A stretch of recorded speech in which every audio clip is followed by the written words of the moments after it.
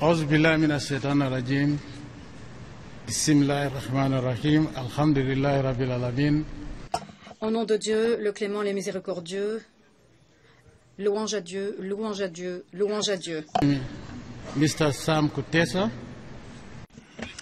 Excellence, Monsieur Sam Kutesa, président de la 69e session de l'Assemblée générale des Nations unies. Monsieur Ban Ki-moon, secrétaire général des Nations unies, Majesté, Excellence, Altesse, distingués chefs d'État et de gouvernement, distingués délégués, Mesdames, Messieurs. Que Allah le Tout-Puissant soit remercié de me donner une autre possibilité d'intervenir ici, à cet organe mondial, à un moment où la civilisation humaine vacille au bord d'une grande catastrophe. Mais avant d'aller plus avant, permettez-moi de vous présenter, Monsieur le Président, mes félicitations à l'occasion de votre élection à la présidence de la 69e session de l'Assemblée générale. Tout en vous souhaitant beaucoup de succès, bien entendu, je tiens à vous assurer de l'appui et de la coopération de la Gambie au cours de votre mandat de président de l'Assemblée. Je tiens également à féliciter son prédécesseur, son Excellence M. John William Ash, pour la direction remarquable qu'il a imprimée aux travaux de l'Assemblée générale. Monsieur le Président, l'on sait que l'injustice, les iniquités, l'exclusion et l'avarice contribuent à la création de tensions internationales qui pourraient avoir des conséquences catastrophiques menées à des conflits, guerres, décès et destructions. Aujourd'hui, nous sommes les témoins d'une inertie lamentable de la part des Nations unies. Les États puissants, les États membres puissants profitent des États membres plus faibles. Des sanctions économiques et financières injustes sont imposées sur d'autres États membres. D'autres sont poussés dos au mur, leurs ressources naturelles sont pillées, ou alors des guerres sont menées contre eux. D'autres simplement au nom de la démocratie et de changement de régime, de fausses libertés. Ce n'est pas le scénario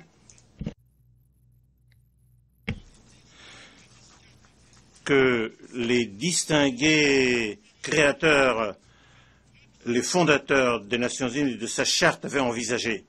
Ce que ces nobles créateurs avaient envisagé pour les Nations unies, il y a plus d'un demi-siècle, était un organe mondial engagé en faveur de la promotion des principes et des idéaux de la paix et de la sécurité, qui travaille pour la cause de la justice et de l'égalité, la liberté pour tous et le respect pour la souveraineté et l'intégrité territoriale des États riches ou pauvres, noirs ou blancs, grands ou petits, ainsi que le respect des valeurs sociales, spirituelles, religieuses et culturelles de tous les peuples. Par conséquent, pour respecter les principes fondateurs de la Charte des Nations unies, les États membres doivent éviter la promotion de toute forme d'agression, de confrontation et de création de tensions dangereuses en exerçant un maximum de retenue à la poursuite de leurs intérêts individuels ou collectifs nationaux aux dépens des autres. En fait, la poursuite de ses propres intérêts aux dépens des intérêts légitimes et de la sécurité des autres est criminelle. Il va de soi que lorsque de grandes tensions se transforment en conflits ou en guerre, l'économie mondiale dans son ensemble souffre et on le voit surtout dans les pays en développement. On l'a vu, par exemple, à la suite des précédents conflits régionaux ou internationaux, lorsque les prix du pétrole ont explosé, et ce sont les pays en développement qui ont eu à en subir les pires conséquences. En bref, les Nations unies ne doivent pas être vues comme travaillant contre, mais travaillant pour les intérêts de tous, des puissants et de tous les autres. Monsieur le Président, la Gambie reconnaît avec satisfaction le document final de Rio+20, l'avenir que nous voulons, et la création qui s'en est suivie du groupe de travail ouvert sur les objectifs de développement durable et les instances consultatives associées, y compris les consultations régionales africaines sur les ODD.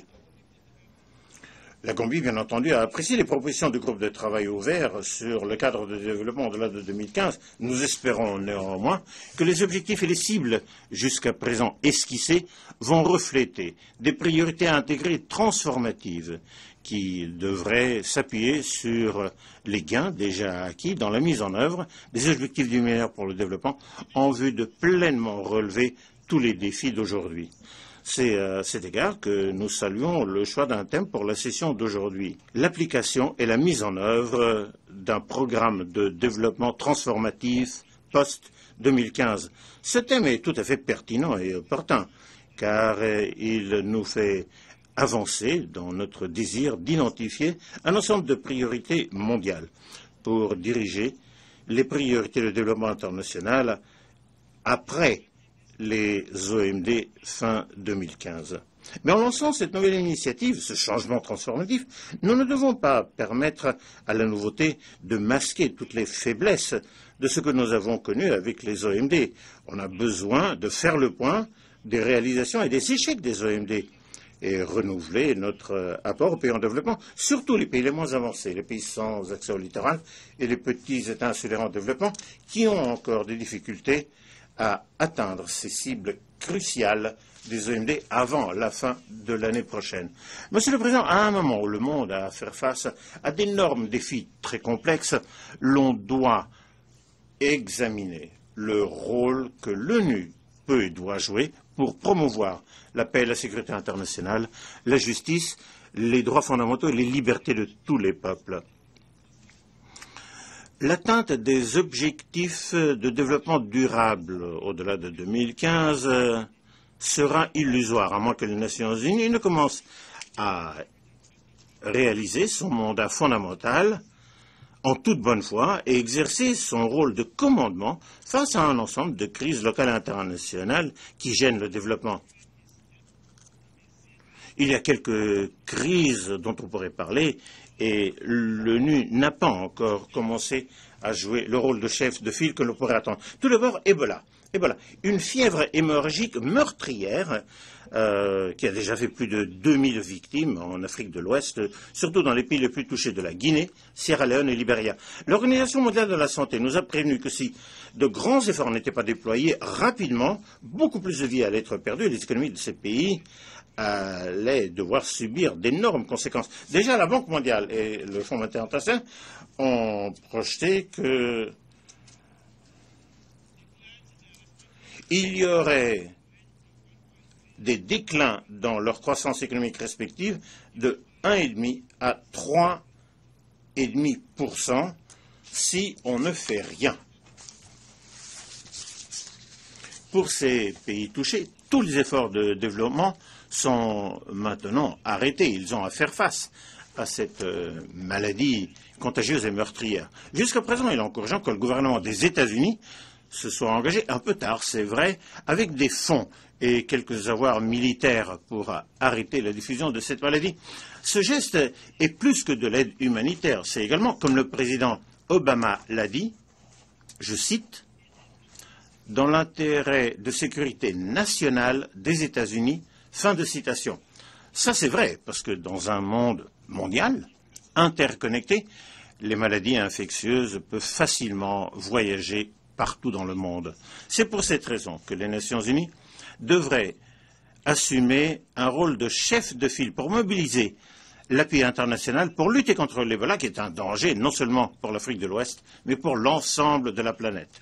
Sur cette note, nous tenons à remercier la Fédération de Russie, qui a été une des premières grandes puissances à répondre à l'Ebola meurtrier en nous fournissant des équipes scientifiques ou médicales dans certains des pays où l'Ebola s'était déclaré. Monsieur le Président, deuxième crise. Depuis quelque temps maintenant, le monde a à faire face aux formes les plus sanglantes et les plus haineuses de terrorisme que ces vermines sadiques, sataniques, humaines, déguisées en tant que militants islamistes commettent au nom de la pureté islamique. Mais en réalité, ces fils et leur soi-disant prétention à la dévotion à la religion pacifique et noble de l'islam sont en fait une insulte à tous les vrais musulmans. And humanity in general. Mr. President, before... Monsieur le Président, avant l'apparition des Moudjahidines en Iran et plus tard en Afghanistan, dans les années 80 du siècle précédent, un mouvement qui par la suite a été associé au terrorisme islamique par les médias, les grands médias occidentaux, en faisant totalement fi de sa création, de son parrainage par les puissances occidentales pour lutter des guerres en leur nom. Il n'y avait pas de terrorisme islamique. Il n'y avait pas de terrorisme islamique avant ça. L'islam, dans toute son histoire, n'a jamais été associé à la violence ou à terrorisme, car ces activités sont, comme nous disons, haram pour un musulman. L'islam est une religion de paix et de tolérance et n'a rien à voir avec les activités de ces bandes anti-islamiques de criminels dangereux qui ne diffusent rien d'autre qu'une haine profonde pour la vie humaine et dont la seule intention est de salir l'islam de façon extrême.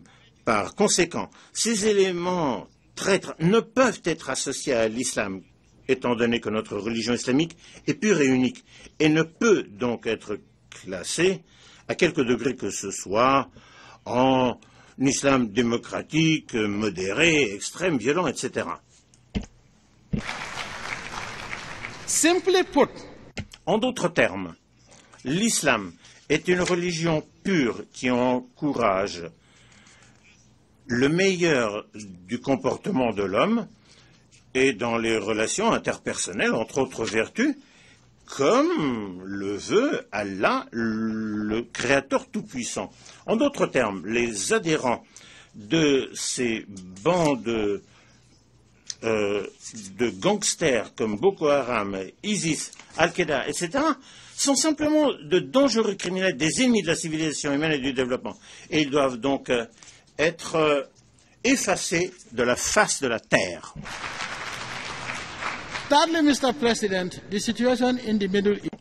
Troisièmement, Monsieur le Président, la situation au Moyen-Orient demeure extrêmement volatile et les Nations Unies suivent le cycle de violence dans la région sans pouvoir faire grand-chose. Dans le dernier conflit entre les Palestiniens et les Israéliens, plus de 2000 personnes de Gaza, surtout des femmes et des enfants, sont morts à la suite des attaques d'Israël. Et environ 70 Israéliens, presque tous des soldats, à l'exception de 3 enfants, ont perdu leur vie. Malgré des appels répétés à la retenue de la part de la communauté internationale, l'expansion continue des habitations israéliennes sur des terres palestiniennes sape toute perspective en faveur d'une solution à 2 États. Le gouvernement des États-Unis a joué un rôle de médiation très stratégique dans le passé. Mais les Nations Unies doivent maintenant assumer ce rôle de chef de file à la recherche d'un règlement pacifique qui soit juste et durable et acceptable pour tous les membres des Nations Unies. Quatrièmement, dans le cadre de son mandat fondamental de promotion de la paix et de la sécurité mondiale et de plus de compréhension entre les peuples de différentes cultures et histoires, les Nations Unies doivent faire plus pour promouvoir une culture de paix, de tolérance et de compréhension, non seulement entre les grandes religions du monde, mais également entre les États membres eux-mêmes. Ça, c'est important, car nous continuons d'être témoins de cette propagation croissante de la désinformation et d'une fausse représentation, surtout de la part des grands médias occidentaux, à propos de l'islam en général, et de l'application de la loi, la charia, surtout dans le royaume d'Arabie saoudite. L'Arabie saoudite, c'est là qu'est né l'islam. Et la charia est le système légal en vigueur en islam. Et la seule constitution divine, non seulement du royaume d'Arabie saoudite, mais également de tous les États islamiques. Donc, toutes ces critiques et fausses représentations incessantes à propos de l'application de la charia en Arabie saoudite, ou où que ce soit, est un manque de respect et donc à rejeter. C'est une insulte pour tous les vrais musulmans de décrire la charia comme étant barbare. En fait, les lois les plus barbares sont celles qui ne sont fondées sur aucun enseignement divin. La charia est le système légal que Allah le Tout-Puissant a prescrit pour tous les musulmans.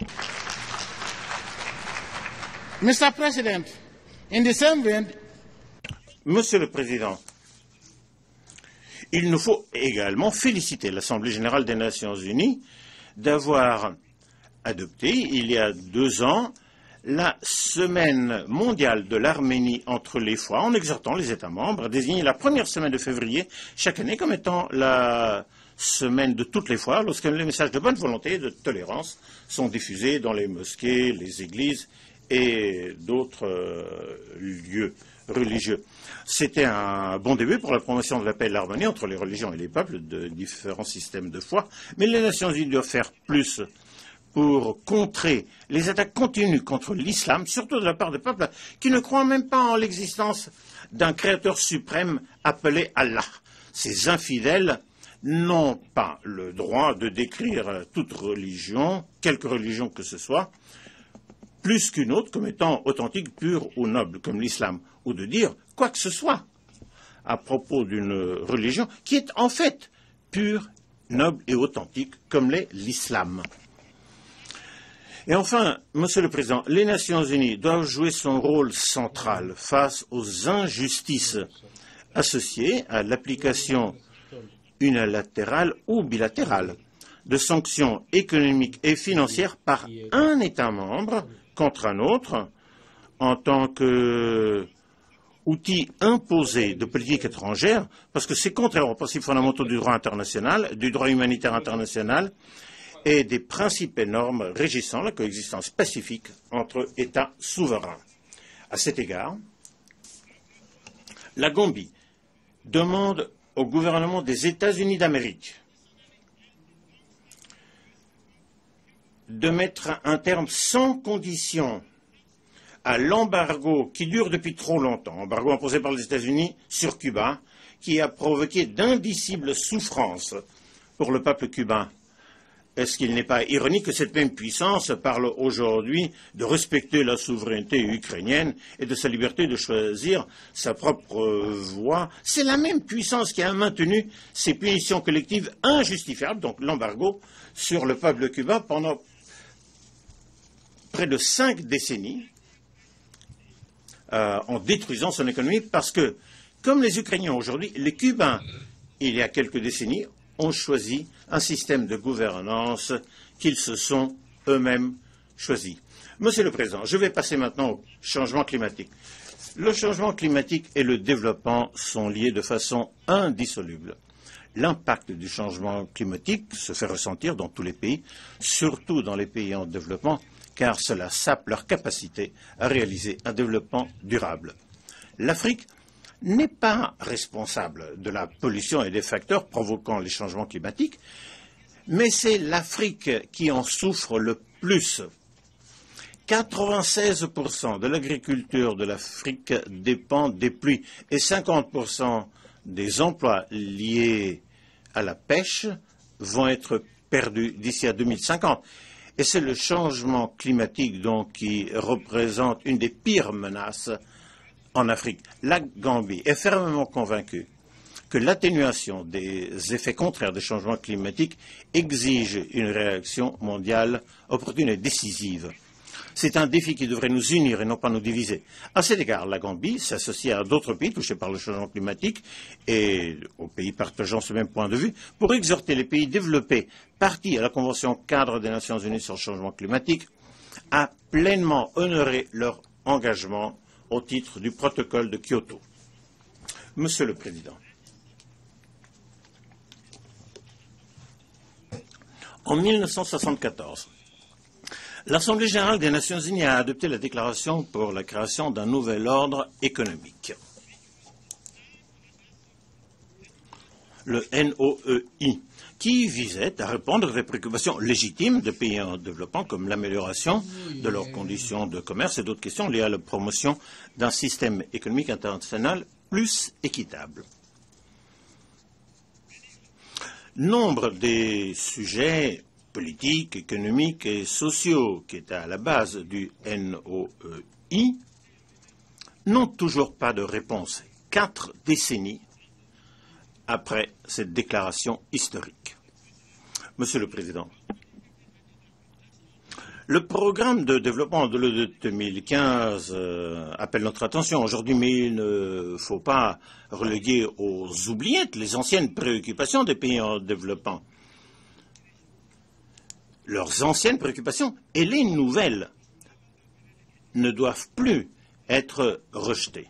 À cette fin, le fondement de tout programme transformatif devrait logiquement commencer par une réforme réelle des institutions de la gouvernance globale et surtout du système des Nations unies. Quand on regarde quelle est la composition actuelle du Conseil de sécurité des Nations unies, on se rend compte que la réforme de cet organe important des Nations unies est nécessaire maintenant. Nous, les dirigeants africains, depuis longtemps, nous demandons que soit rétablie l'efficacité et la légitimité des Nations unies en allouant 2 sièges permanents avec un plein pouvoir de veto, ainsi que 2 sièges non permanents au Conseil de sécurité pour refléter les réalités géopolitiques d'aujourd'hui. Mr. President, if the demand for the reform of the Security Council Monsieur le Président, si les exigences en faveur de la réforme du Conseil de sécurité dans l'intérêt de l'équité et de la justice ne peuvent être satisfaites, alors il va falloir prendre des décisions concrètes, ici à l'Assemblée générale, pour qu'elle assume tous les pouvoirs du Conseil de sécurité, y compris le pouvoir d'imposer des sanctions. Ainsi, toutes les décisions de l'Assemblée générale des Nations unies ayant fait l'objet d'un vote et approuvées par la majorité des membres garantiraient un organe mondial plus démocratique et plus transparent, appelé les Nations unies. Monsieur le Président, enfin, je tiens à appeler l'attention de l'Assemblée générale des Nations unies et du Conseil de sécurité des Nations unies sur le nombre de bateaux qui coulent trop souvent et qui transportent pour l'essentiel des émigrés africains qui recherchent un meilleur avenir en Occident et qu'on retrouve morts et noyés sur les côtes européennes. N'est-il pas étrange que ces pays qui prétendent aimer les Africains tellement sont les mêmes qui demandent aux dirigeants africains plus de bonne gouvernance, la primauté de l'état de droit, le respect de la vie humaine et des droits, ne font rien à propos des comportements dangereux, racistes et inhumains de ces bateaux qui transportent des Africains noirs qui n'arrivent pas jusqu'aux côtes, à quelques exceptions près, qui ont la chance d'être rattrapés et envoyés dans des camps de concentration appelés camps de recherche d'asile. Ces camps sont aussi mauvais que les camps de concentration nazis. Et personne, pays ou institution des droits de l'homme, n'a jamais parlé de ce génocide au XXIe siècle. Mr. President, if earlier Africans that received Monsieur le Président, si les premiers Africains qui ont accueilli les explorateurs européens avant le colonialisme les avaient traités de la même façon, l'Afrique n'aurait pas été colonisée pendant 400 ans. the so-called European explorers Les explorateurs européens, c'était quoi? C'était des gens qui recherchaient un meilleur avenir pour leurs concitoyens, car l'Europe, à l'époque, ne présentait pas de bonnes perspectives. Après 400 ans de pillage colonial L'Afrique est maintenant transformée en un avenir pratiquement sans continent. Les nouveaux explorateurs africains, non seulement ne sont pas les bienvenus, mais c'est une mort certaine qui les attend. Therefore, Mr. President, par conséquent, Monsieur le Président, les Nations Unies doivent procéder à une enquête complète et impartiale dans ce phénomène où les bateaux qui transportent les jeunes Africains vers l'Europe coulent et ses passagers meurent. Si ces bateaux ont pu traverser l'Atlantique et la Méditerranée uniquement pour s'échouer sur les côtes européennes, il va falloir voir quelle force mystérieuse mortelle existe sur les côtes européennes de la Méditerranée qui fait que ces bateaux transformant de jeunes Africains se désintègrent et coulent en y arrivant. Monsieur le Président, le racisme, l'avarice, la haine ne vont faire que créer la violence et des confrontations catastrophiques entre les races. Nous, les dirigeants africains, nous devons être unis pour protéger ces jeunes Africains de ces meurtres de masse sur les côtes européennes. Je lance un appel ici aux Nations Unies pour qu'une commission soit créée pour enquêter sur ces questions à titre prioritaire ou urgente pour éviter une nouvelle confrontation raciale. Nous devons protéger nos gens, où qu'ils soient. Nous n'accepterons pas que les Africains soient traités comme des chiens et que personne ne soit puni. Si les Nations Unies ne veulent pas agir, nous allons agir. Et c'est nous qui allons décider de l'action à prendre.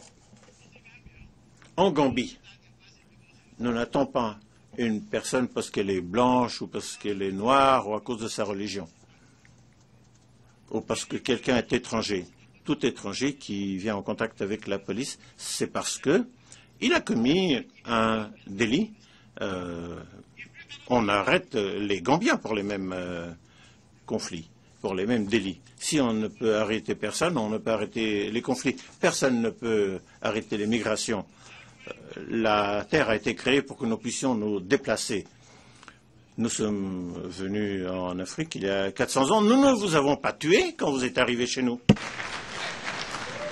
you overstayed, and some of us have to. Bon, beaucoup d'entre vous, vous êtes restés trop longtemps et on a dû vous en chasser un peu.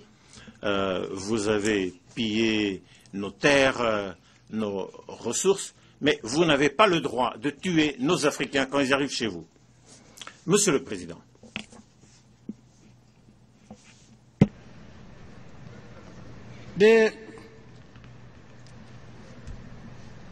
for the Gambia, out of 100. Monsieur le Président, pour la Gambie, sur des centaines d'explorateurs européens qui sont arrivés en Gambie ces jours-là, il y a un seul Européen qui est mort sur la rivière Gambie pendant 400 ans. Aujourd'hui, en 5 ans, plus de 500 jeunes Gambiens sont morts sur les côtes européennes. C'est inacceptable. Trop, c'est trop. Et les Nations Unies doivent intervenir, et intervenir rapidement. Ou alors nous allons tout vivre pour regretter le fait que nous n'avons pas réussi à prendre des actions au bon moment. Monsieur le Président, les réalités géopolitiques ont changé. Que l'Occident accepte ces réalités et avec nous travaille pour ces changements, ces réalités, en allant vers un avenir meilleur, plus pacifique. Ce que l'on appelle les superpuissances militaires doivent savoir que l'humanité va revenir à l'âge préhistorique s'ils osent déclarer la Troisième Guerre mondiale. Monsieur le Président, on ne peut avoir son gâteau et le manger. Et en même temps, dire aux autres comment, quand et où ils peuvent manger leur gâteau. Au XXIe siècle, l'humanité a juste besoin de superpuissance de la paix et du développement, et non pas des agresseurs et des promoteurs de guerre de type Europe médiévale. Nous ne pouvons pas accepter la diversité de la race humaine et la diversité de cultures qui l'accompagnent, de religions et de comportements, Chacun doit pouvoir l'accepter. Je vous remercie de votre attention.